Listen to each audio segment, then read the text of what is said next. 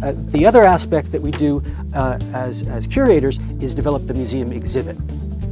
That exhibit starts with writing labels that'll be displayed in the museum, and Bill Francis and the library staff creates the first draft of the long-form description of the playoffs and World Series, and then the curators do a second draft, the final draft on that. And then we also write individual labels for the artifacts to tell the stories of the players' accomplishments during the series.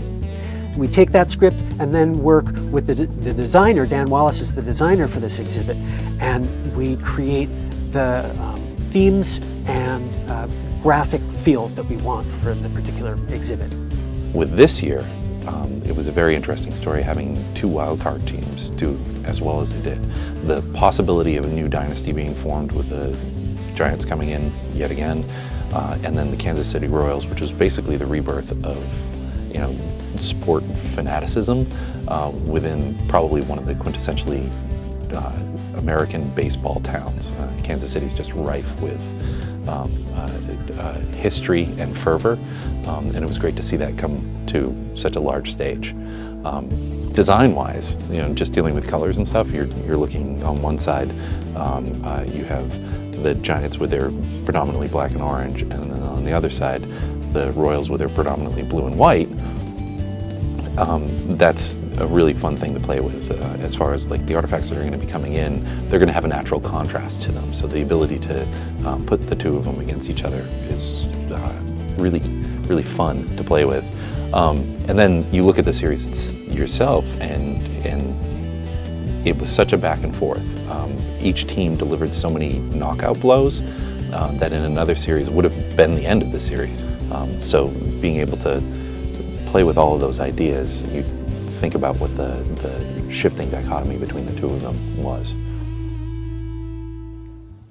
This exhibit's a little different because we have a case already in place that we will strip and then refill with the current year's artifacts.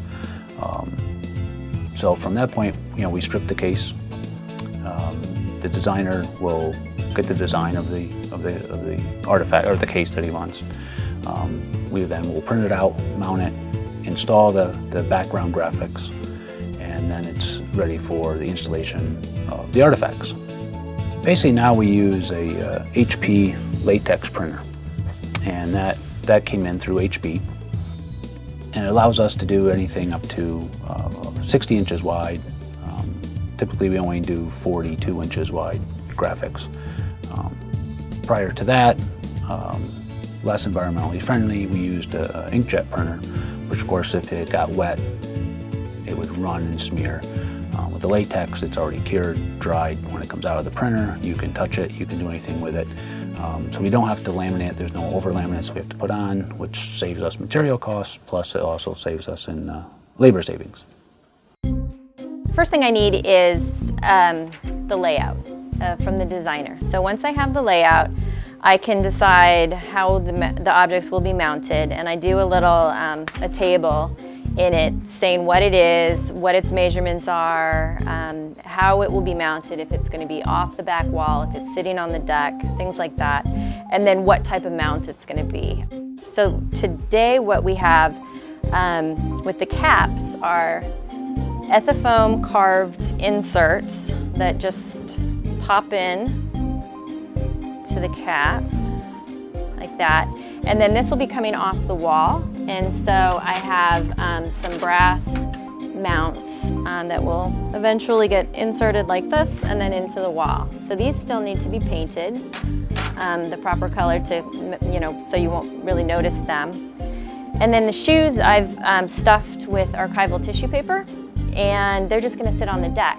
And what I'm going to try to do is show one of the shoes from the bottom because it has this wonderful dirt on it, and I always think that's fun for people to see. So I will somehow strategically place that so it's showing.